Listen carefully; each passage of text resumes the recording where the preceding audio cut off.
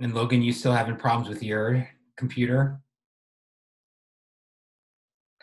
Yeah, I think it's because of the Wi-Fi. It says something about the connection. There's like an exclamation point on the start video button, Hmm. and then just to recheck my connectivity. Right. So I don't know. Try to figure that out. Maybe reset the internet because I'm not in the dorms. I'm at in a house, so our Wi-Fi is a little weird. Right. Well, yeah. See what you can do. Maybe kick everybody else in the house off of Netflix, which is. Yeah.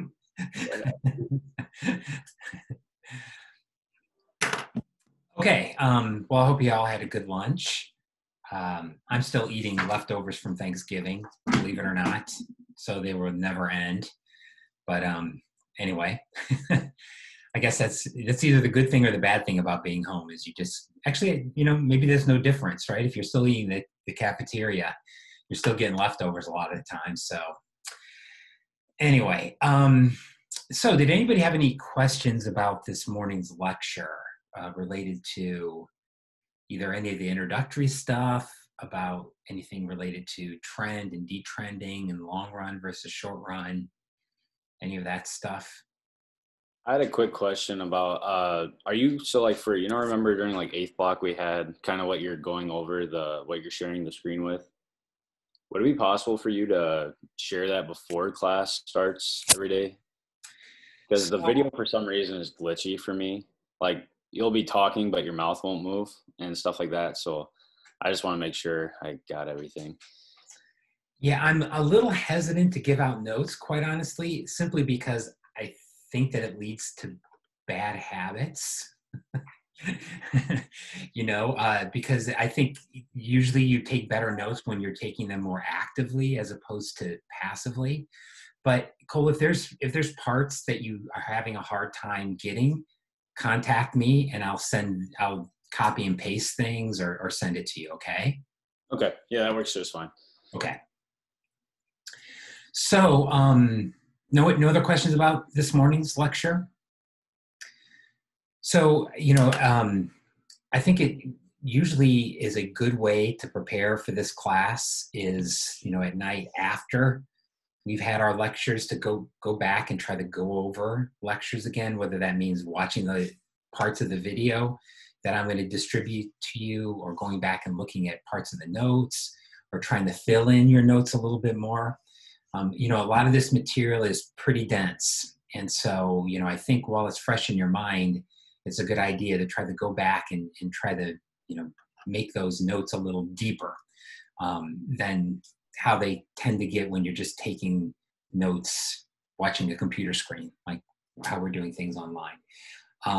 I'll try to be better about talking fast. I realized this morning that I think one of the problems without having the board is that when I'm just flashing things up on the screen, I just get to talking. The board kind of slows me down. I'll try to do better about that here and slow my pace and make sure that you have time to write and think. By all means, if I am at times moving too fast or flashing things up, or if you're even like Cole and you're having glitchy audio, chat me or unmute and say, hey, hold on for a second, right? I mean, by all means do that. It's not rude. It's part of it. So, I do not profess to be an expert at online teaching.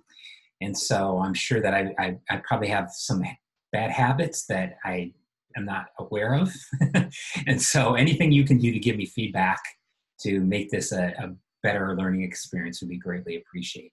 So anyway, as you go over your notes after class, I really do encourage you to if there's questions, to write them down. And I usually like to start every class with just a short question and answer session.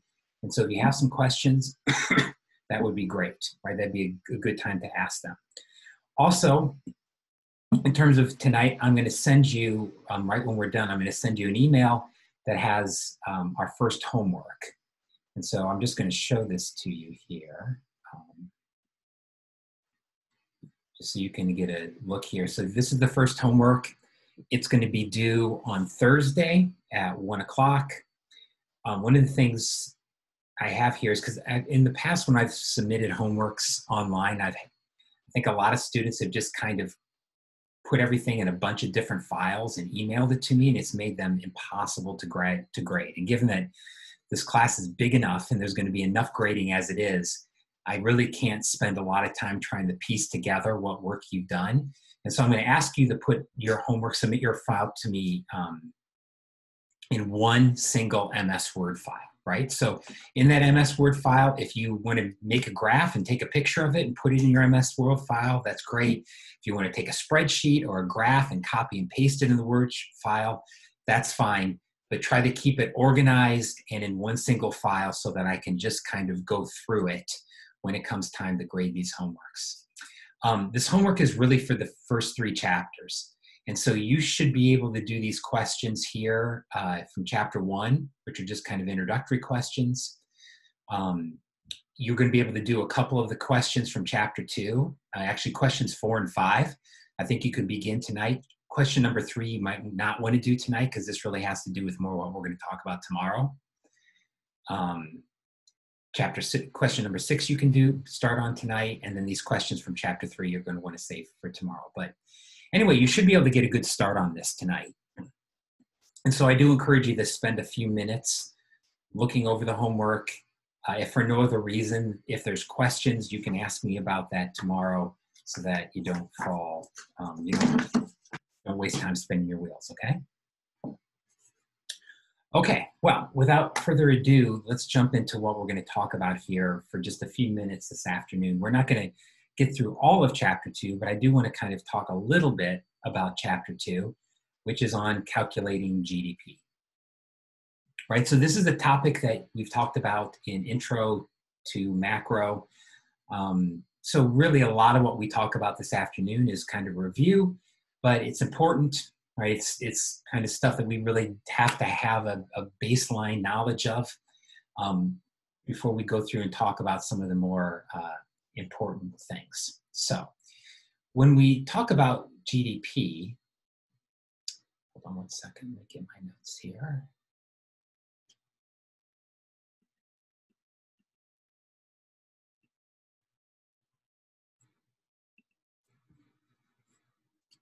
Sorry, having a problem with my sharing.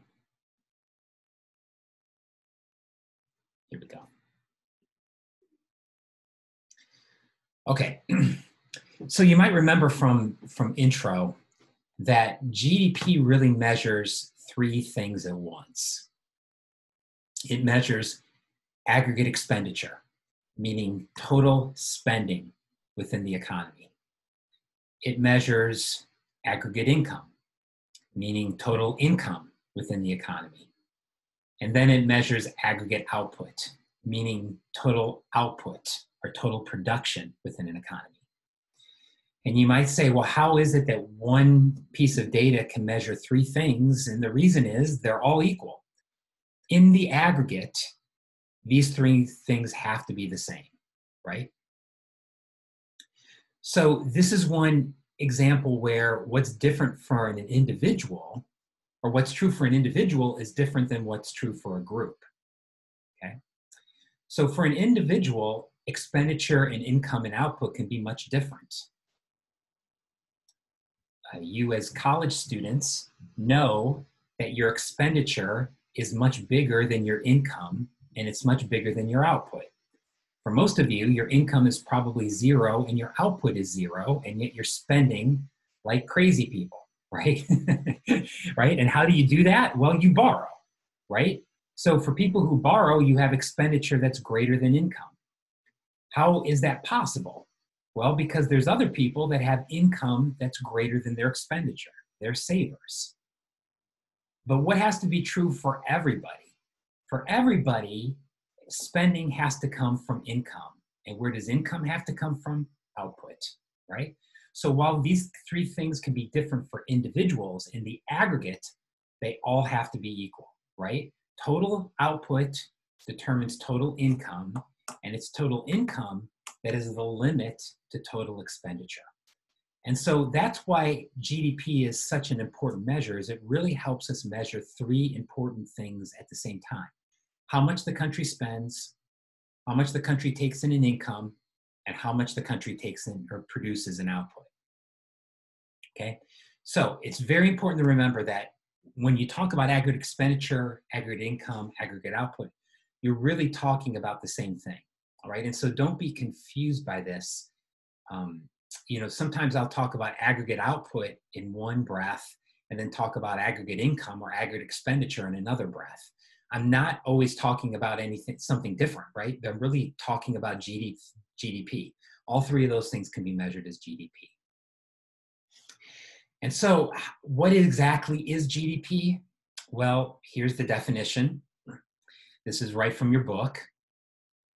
And GDP is just the market value of all final goods and services produced within a country's borders over a period of time.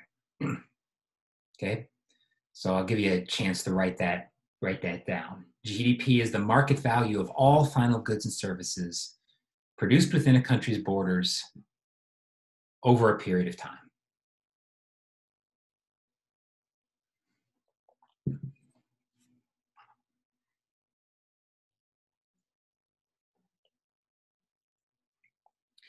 Okay, so this is somewhat a long-winded definition, but it's actually a pretty simple concept. I mean, GDP is a very, very simple concept.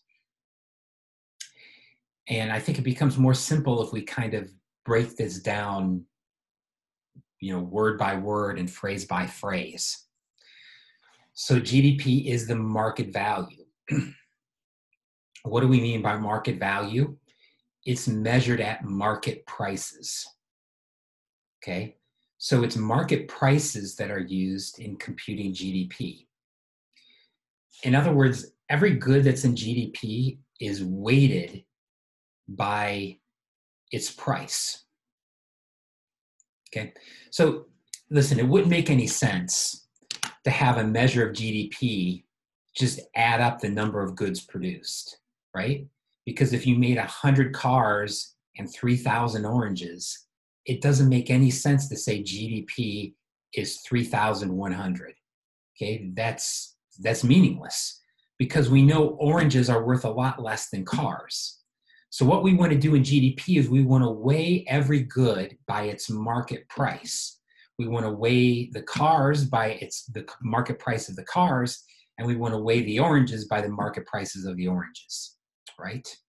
And so when you calculate GDP, you really need two pieces of information about every good in GDP. You need its quantity and you need its price. However, not every single good is included in GDP. We only want to include final goods, right? Final goods. And by final goods, we basically mean the good that is consumed. We do not want to include any intermediate goods, meaning goods that go into the production of other goods. So, you know, for instance, we would not want to include both the tires that are included on a new car and the price of the new car. Why? Because the price of those tires is included in the price of the new car. So we only want to include the new car in GDP. We do not want to include those intermediate goods like tires or the energy that's used to produce the car or any of the other inputs into making the car. Now, in the real world, this gets complicated, right? Because tires are both intermediate goods, but sometimes they're final goods, right? A tire that's put on a new car is an intermediate good. But if you then buy that new car and you drive off the lot and you blow a tire, and then you have to go to the tire shop to get a new tire, that tire then is a final good, right? So, you know, you have to kind of be careful and make sure that you're only consuming final goods or only counting final goods and not including intermediate goods. Same for energy, for instance. Gasoline that's used to put in a delivery truck is not a final good. It's not included in GDP. But gasoline that's used to put in your car so you go on vacation is a final good, all right? So the idea is simple. Calculating it in practice is quite complicated, but the idea itself is pretty simple, right? the next phrase here is goods and services, right? It's not just physical things that are produced or counted in GDP, but it's also any sort of service. And one of the things that we will talk about quite a bit is one of the fundamental changes in the US economy is that we are no longer a production or a goods-based economy. We are increasingly a service-based economy, right? So 70% of GDP today is services as opposed to actual goods. So you might hear people lament about why doesn't the United States make more stuff anymore? We do make stuff, you just can't touch it, right? We as manufacturing has declined, we produce fewer physical goods. But there's a reason why we produce fewer physical goods, is because we consume fewer physical goods, right? I mean, just think about your own life. What's happened to your own ratio in your consumption of consuming goods versus consuming services? And you're college students, right? As you get older, I think you will find that your consumption of services get higher and higher and higher, and your consumptions of goods are smaller and smaller. And that's just a reflection of modern life, right? It's not a fact of the matter that we can't make things anymore. It's a reflection that we don't want to make things anymore, right? That we are largely a service-based economy because that's what we tend to consume, services. Produced is an important word here. Produced means something actually has to be made, right? We only want to include new goods. So if something is resold, we don't want to include that in GDP because nothing's been produced, right? Also, we don't want to include transfer payments in GDP. If your grandma writes you a check for Christmas for $100, or if she's like my grandma until she died a couple years ago was still sending me checks for $5, and I was a college professor. So if your grandma sends you a check for $5, that is not included in GDP, right? Because nothing is being produced. You're just transferring money from one person to the next, right? So any sort of transfer of money, not included in GDP, right? Any sort of resale, not included in GDP. Within borders, okay? Nationality does not matter, right? Only location, right? Only location matters. So who is the biggest contributor to automobile manufacturing in the United States? Toyota, right? It doesn't make any difference that it's a Japanese company. Toyota produces more cars in the United States than any other automobile company, right? So Toyota is actually contributing more to the US GDP than GM and Ford. And then finally, a period of time. GDP is what we call a flow variable. Okay, a flow variable is a variable that is measured over time. So usually a year, right? We talk about GDP per year or GDP per quarter, right? But you always have to associate a period of time with GDP so that we know what we're talking about. GDP can actually be broken up based on 3 ways, right? So GDP itself is a very, very big number. So oftentimes it's useful for us to kind of break GDP into smaller components or categories so that we can kind of think about how these individual components of GDP behave, because many times these individual components of GDP behave much differently than other parts of GDP. One way that you can break up GDP is based on income, right? Because remember, GDP is a measure of aggregate income. So you can break up GDP based on how income is earned. We will not do this really in this class at all, other than to talk about it now, right? But just so you get some idea, here's kind of the income approach to breaking up GDP. And you can kind of think about this in terms of total, and then you can think about dollars or per person.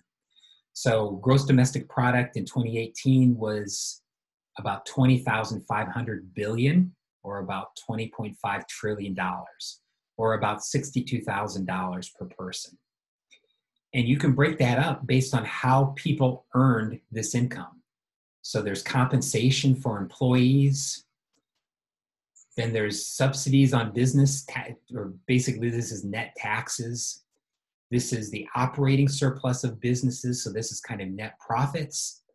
And then this is the depreciation of capital, which is fairly technical. I won't get into this, but this is basically kind of an accounting, how should I say this? An accounting adjustment made for the fact that this operating surplus of business subtracts this out. So we need to add it back in. And don't worry if you don't understand it. It's not really that important. But anyway, you can break down income based on how income is earned, right? And so here you can see about half of all income is earned through wages and salaries and benefits. And then about the other half really goes to business. That's kind of surprising, right? That if you think about that, that's surprising, right? That only about half of our income goes in terms of wages and salaries. The other half goes to businesses in terms of net profits. Relates to income inequality, which we'll talk about a little bit later. This graph here is looking at the share of income that goes to labor. And this is really quite a remarkable graph in many ways. If you look here, if we went back to the 1950s, you see that about 2/3 of GDP went to labor, right? In other words, went to workers in the form of wages and salaries. Notice how much this has fallen over the last 50 or 60 years to now it's down closer to 60%, right? As I said, this is one of the big reasons why income inequality has gotten worse in the US, because more and more income goes not to labor, but it goes to capital. And who tends to hold capital? People who are already rich, right?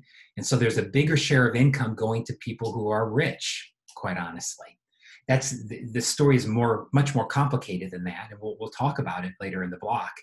But that is part of the story, right? Is that more and more income is going to people who hold capital, who are the people who are already rich. So those are the kind of questions that you can look at when you break down GDP based on income. You can also break down GDP based on production. Basically, where are goods being produced? In what industries? So we don't really teach industrial organization anymore here at Cornell, but industrial organization really looks at the structure of industry. And one of the things that economists have done is they've actually kind of developed these incredibly complex accounting procedures by which we can look at where goods are produced in what kind of industries. And this is called the Standard Industrial Classification Codes, or SIC codes. So we can break up GDP based on how much of GDP is devoted to the production of cars, how much is oranges, how much is agriculture in general, how much of it is information technology, right? Break it up into industries and then subdivide those industries into smaller and smaller categories. In this class, we will never do this, right? This is more a microeconomic approach, right? So if you had questions about how industries are organized, which tend to be microeconomic questions, then yes, you look at these SEC code data, but we won't do it here.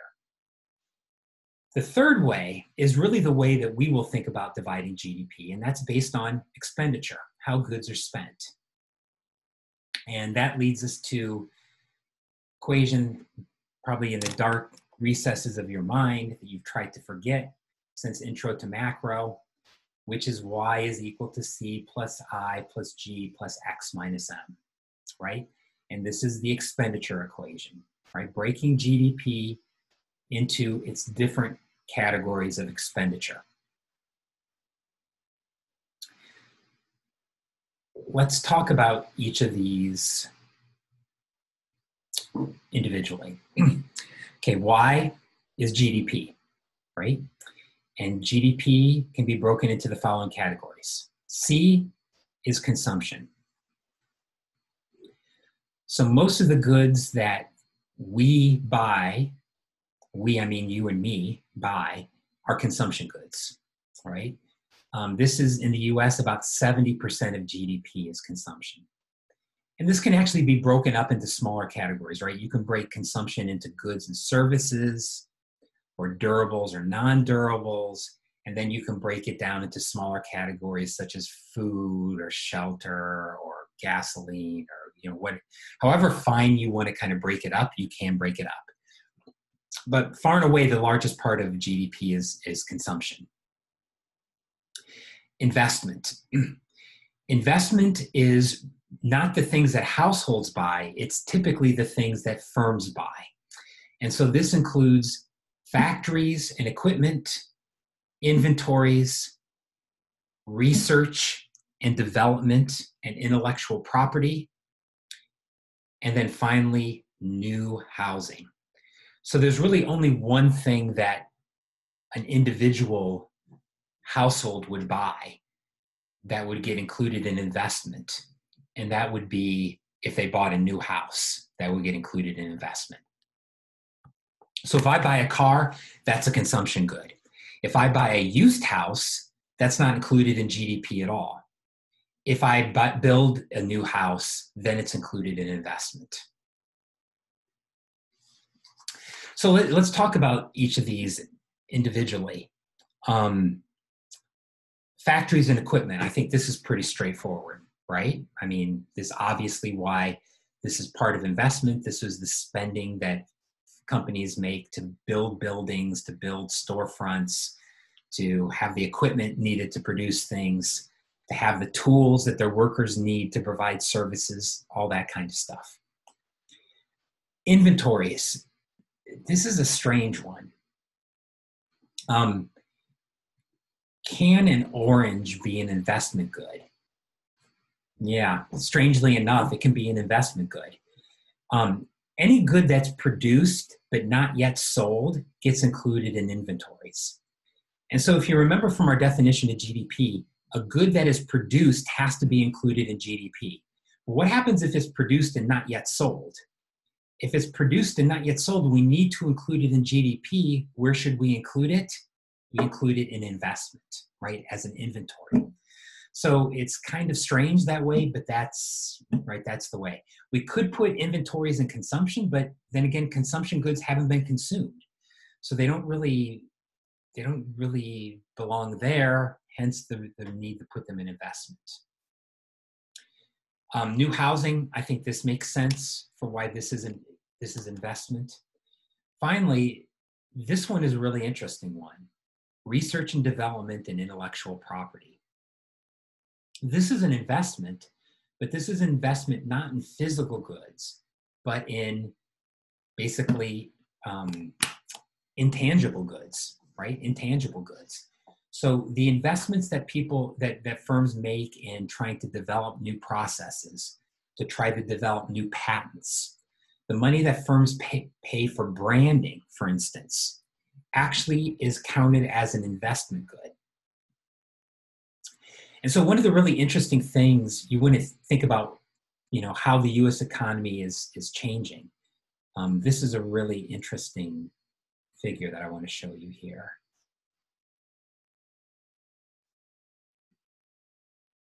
If I can find it.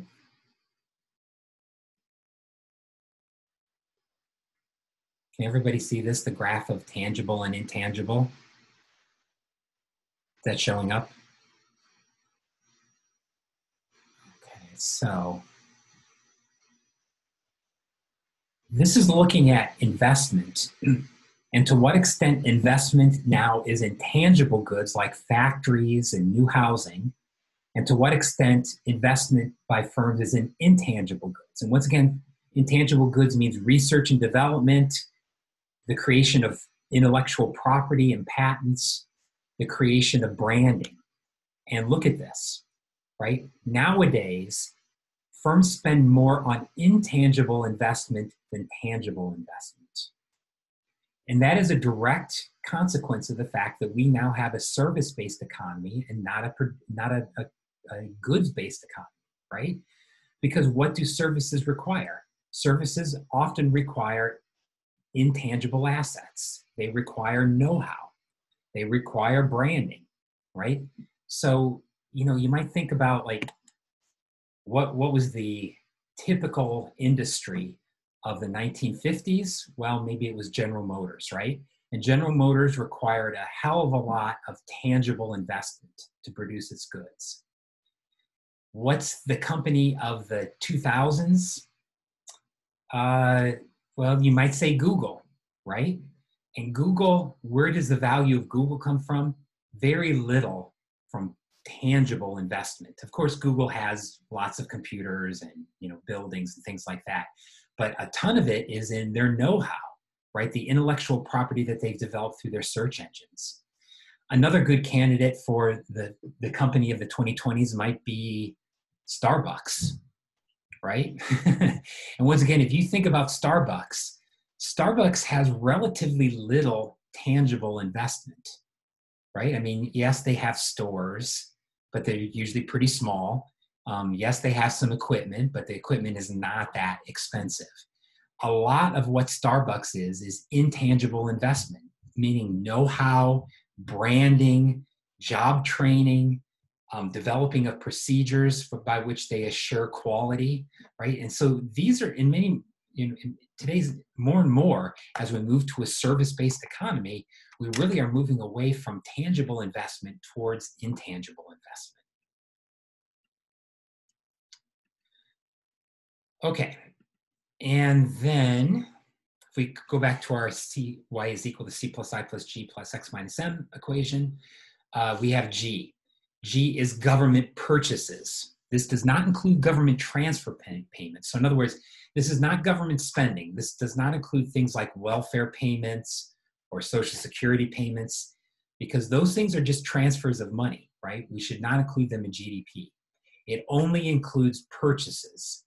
So this would be government spending on education, government spending on roads and bridges, defense spending, any sort of service that the government provides, the bureaucracy, those kind of things, right, are included in G. But once again, the important thing here to note is that government purchases is only a subset of government spending. Government spending in a modern economy, particularly in the US, is much bigger than government purchases, because a lot of what the government does nowadays is just transfer money, right, in the form of, as I said, unemployment benefits, Social Security, welfare, etc. And then finally, the last part of our equation is x minus m, x being exports and m being imports. We add in exports because it's things that are produced in this country but sold abroad.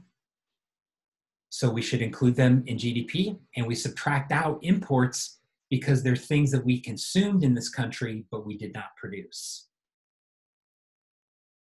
So just to make that clear, you know, think about a specific example of when we buy an import, right? Let's say that we buy some wine from France, $100 bottle of wine. When the US consumer buys that bottle of wine, that's actually an extra $100 in consumption.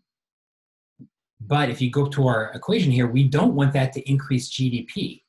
So if it increases consumption by $100, what do we have to do? We have to add it to imports and then subtract it so that it has no net impact on GDP. Okay, so that's why we subtract out imports at the end of this. All right, so that's our expenditure approach. And if you just want to kind of see this in some more detail here, this is from your book, Table 2.2, where you can see the expenditure approach breaking down GDP. And here we have, in this column, we have the level of GDP or total GDP. Here's looking at a percent of GDP, and here's looking at GDP per person. So if you look here, consumption, as I said, is about 70%, right? About almost 14 trillion of more than $20 trillion is consumption. And you can break this down into much smaller categories if you choose, but here's just the categories your book chose to break down. Here's gross private domestic investment, of which you can see the different categories. government purchases, of which you can see national defense as part of that, and then net exports, right, or X minus M. In the US, M is much bigger than X, and so we have a trade deficit. And you can see here the percentages. So consumption is about 68%, investments about 18%, government purchases about 17%, and then net exports is negative 3% roughly. And if you want to see this just in one other way, you can kind of see how this has changed over time. This is looking at these different percentages. Notice here that basically since the 1980s, we've been running a trade deficit, right? No other country in the world could run a trade deficit for 40 years straight. USA. We'll talk about why the US is an anomaly here when it comes to our ability to run trade deficits. But you can see this big blip, of course, was World War II, where we had this huge increase in government purchases and a corresponding decline in investment and consumption. But, you know, if you look over the long run, they're pretty steady. I mean, one of the really interesting things here is how steady these things are in the US. You know, there has been a slight increase in consumption, but there's been a slight decline in government purchases. So, yeah, you know, it's, you know, overall, these percentages have been really, really steady, really steady. Okay, so that's kind of some background information about GDP. So let's just talk a little bit about how an example of how to calculate GDP. Okay, now we're moving to the part of class where I do some experimentation. Because I have an iPad and I have an Apple Pen. And so I'm going to pretend like I have a board by using this iPad. Will this work? I have no idea. I fiddled around with it, and sometimes I think I can do it, and sometimes I don't think I can do it, but we'll try it, right? And if it doesn't work, we'll figure out something else.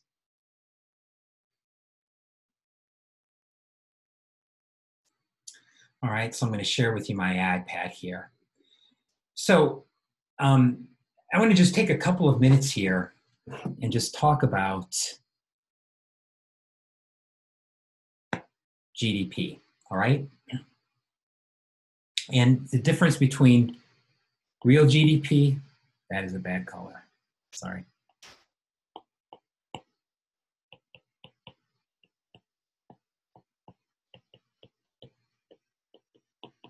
And nominal GDP, all right?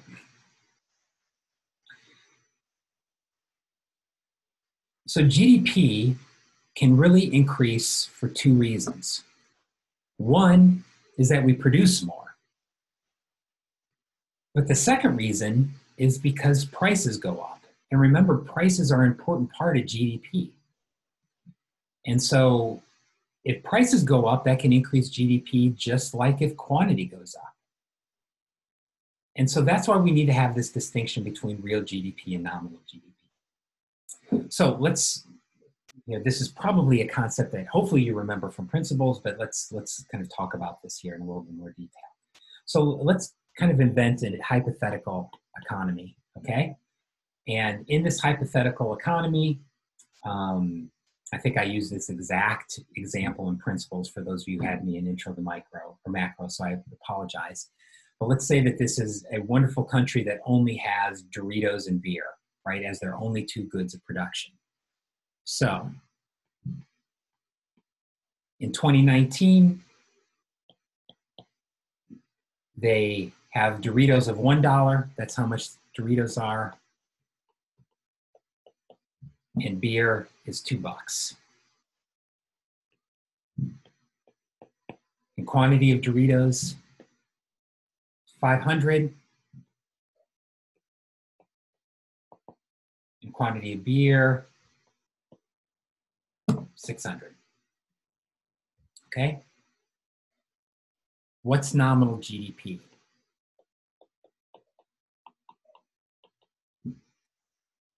Well, it's pretty simple. We just take price times quantity for each of these goods and add it up, and that gives us the market value of all final goods and services, right? So $1 times 500 plus $2 times 600 is equal to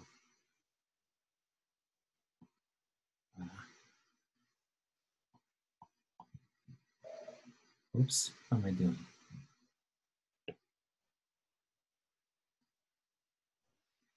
Sorry.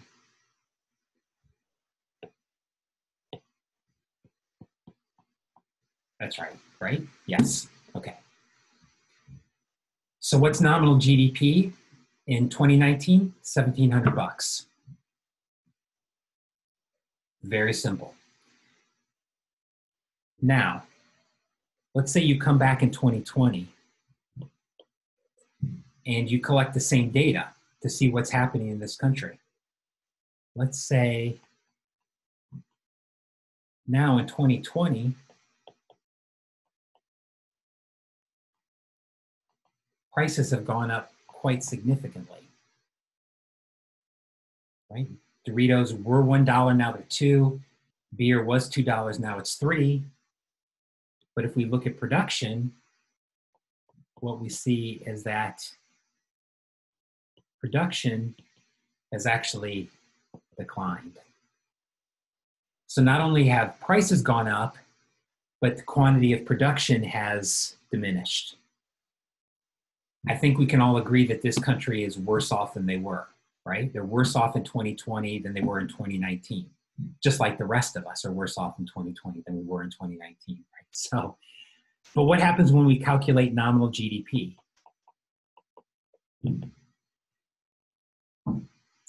Well, the problem is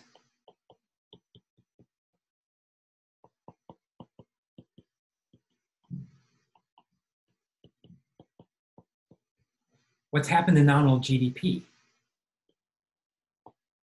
It was 1,700, now it's 2,300. It's actually gone up.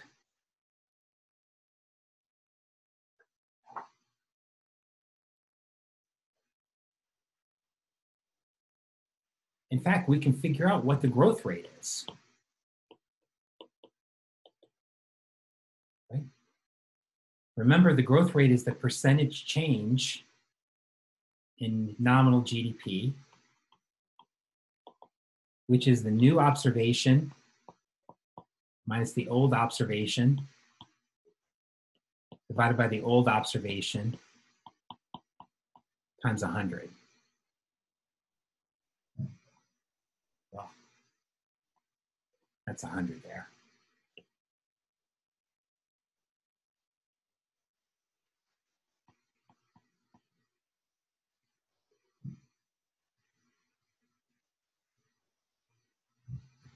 Okay, so in other words, what's the new observation? 2,300, the old one, 1,700.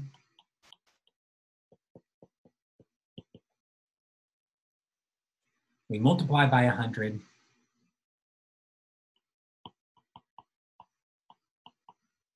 This actually tells us that GDP, nominal GDP, went up by 35.3%. That looks pretty great.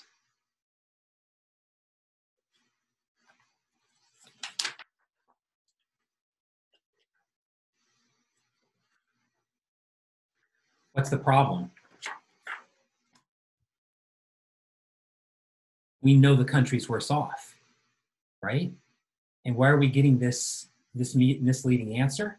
Because the change in inflation or the change in the price level is misleading us. It's basically hiding the fact that quantity went down. So the increase in the price level has misled us into thinking that our standards of living went up, when in fact we know standards of living went down. It's just an increase in price. And so that, of course, leads us to the concept of real GDP.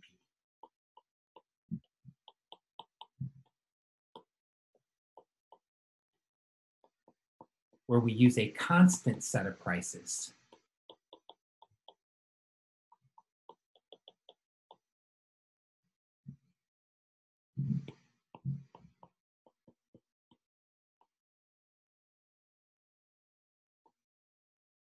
Yeah. Sorry. Shoot, now this is working kind of strange. Sorry. That looks really bad. So real GDP is we use a constant set of prices from what we call the base year every year.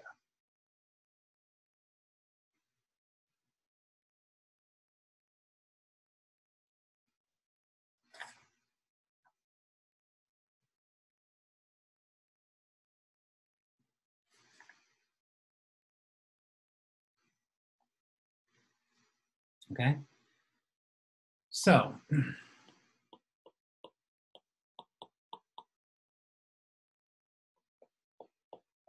to calculate real GDP, let's use 2019 as the base year.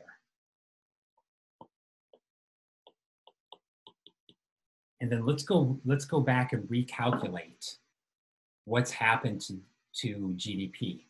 So what's real GDP in 2019?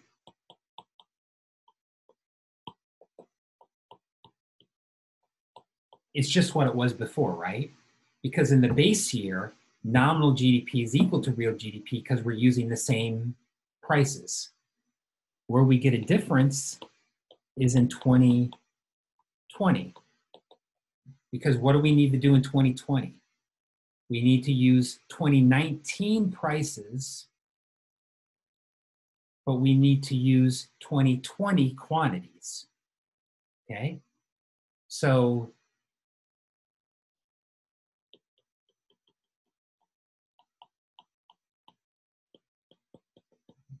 what we need to do here is we need to use 19 prices, which is the base year, times 2020 quantities.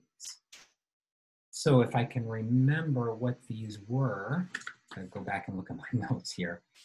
What was it? The price of Doritos were $1, but the quantity in 2020 was 400. The price of beer was $2, and the quantity of beer was 500.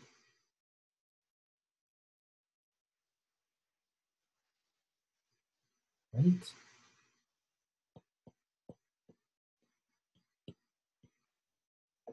And now we get an answer of 1,400. So while nominal GDP was 2,300, real GDP is 1,400. Now is this giving us more of an answer that makes sense? Yes, because notice GDP has fallen here between these 2 years. Right? GDP has fallen here. And in fact, now, if we calculate the growth rate, we take the new observation of 1,400 divided by the old, new minus old divided by old times 100. And what do we get? Now we find that growth was negative 17.6%, which makes sense, right? Makes sense. So real GDP is a much, much better measure of progress, right? And, you know, hopefully if there's one thing you remember, or hopefully you remember more than one thing from principles, but if there's one thing that you meant, if there was only one thing you remember from principles, one good thing would be to know that you cannot compare nominal dollar figures across time, right? Comparing nominal dollar figures across time can give you a misleading view of what's happening because those nominal figures can be distorted by inflation. You need to compare real values over time to have a clear view of what's actually happening, all right? And so, right, we want to talk about when we're comparing GDP over time, we want to talk about real values, right? Real values. Now, I want to complicate this just a little bit, okay? Complicate this just in a little bit because this is the story that we told you in principles. But there is one other complicating factor here that we didn't talk about, and that is, notice when we calculated real GDP here, we had to make an assumption about what year we used as the base year. And so in this example, I picked 2019 as the base year and used that. Would we have gotten a different answer if we picked 2020 as the base year? Yes. The answers we get are sensitive to what the base year is. So I won't do this. You can actually do this for yourself. But if you use 2020 and you go through this same example of using 2020 prices as the base year instead of 2019, the answer you'll get is negative 17.9%. Is it a lot different? No, it's not a lot different. But is it a little different? Yes, right? So the year that you pick as your base year is your answer is going to be sensitive to which year you pick. So how do we do that? Well, how we do that, is the best way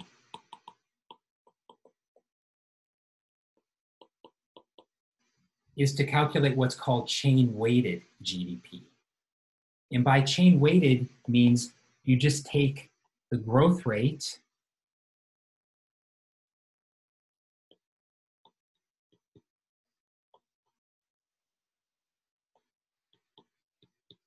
using 2019 as the base year,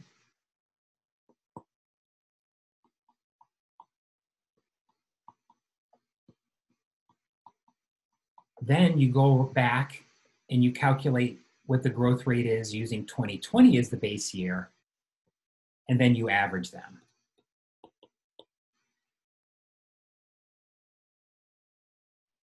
So the better way to calculate GDP is to actually do this twice, okay? You first calculate the growth rate using 2019 as the base year, meaning the first year is the base year. Then you go back and you calculate it using 2020 as the base year, and then you average those together. So for this example,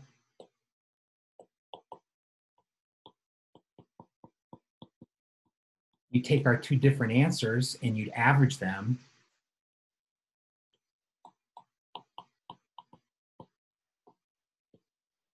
And you get negative 17.75%. Is this a better answer? Probably. What's the problem with doing this? You just doubled your work, because now you have to calculate everything with two different sets of base years. It's a pain in the ass.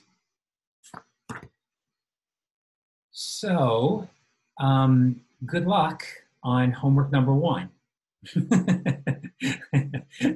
So if I can show you this, in homework number 1, I ask you to calculate GDP here where I have 3 goods.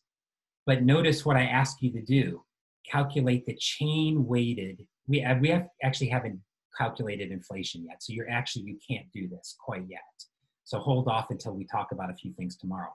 But by chain-weighted, what I'm saying is, if you're going to calculate the growth rate between 2013 and 2014, what do you have to do? You first calculate the growth rate with 2013 as the base year, then you calculate the growth rate as 2014 as the base year, and then you average them. What happens if you want to calculate the growth rate between 2014 and 2015? First, you calculate it using 2014 as the base year, then you calculate during 2015 as the base year, and then you average them. Okay, so it's really twice as much work as the way we taught you in principles. But honestly, it's a better answer, right? It's a better answer. And in this example, there wasn't dramatic differences, but depending upon the example, it could be very big. And if you want to get at exactly why do you get a difference, it's because the base year tells you how heavily things get weighted, right? The base year is telling you how heavily each individual good gets weighted. So if I can flip back to this, I don't know if this might be a little hard. can go all the way back. Think back to 2019, what's true in 2019 versus 2020. Notice in 2019, the ratio of prices was 2 to 1. Beer was twice as much as Doritos. But look what's true in 2020. Beer is only 50% more than Doritos. In other words, in 2019, Doritos play a bigger role in GDP than they do in 2020. And that's the reason why your answers are going to be sensitive to which year you pick as the base year, because depending on which year you pick as the base year, some goods are going to be more important in GDP than others. And so if you want to try to even or smooth that out, you should chain weight GDP, okay? So yes, it's a pain in the ass, but you know, that's what I'm here for, to make your life miserable. And so I didn't make it that miserable. I didn't include like 15 goods and you had to do it for 5 years. Only included 3 goods in 3 years. But yeah, when you get to that, you have to do that. Okay, we're getting very close to that hour that I promised to be done with. So I'm just going to drop off here. So I'll send you an email in a couple of minutes that will have the homework number 1. It's also will have links to today's lectures so you can go back and watch them. If some of you had connectivity problems, you can go back and see parts of the lecture that you think you might have missed. Yeah, send me any emails or any other questions if I can help with anything. But if not, I'll see you tomorrow morning at 9 a.m. All right. See you, everyone. Have a good afternoon.